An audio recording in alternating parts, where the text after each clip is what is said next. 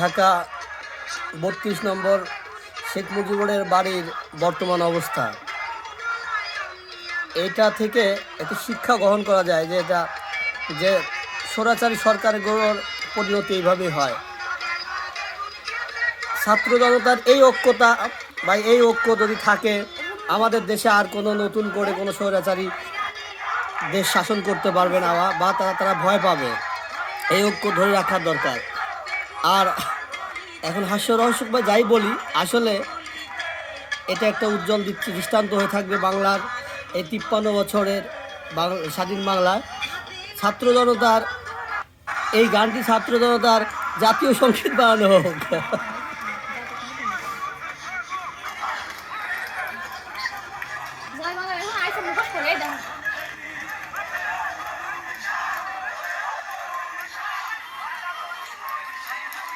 এটাই ছাত্র জনতা।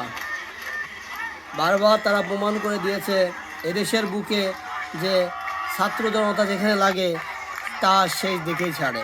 সাবাস, এগিয়ে যাও ছাত্র জনতা।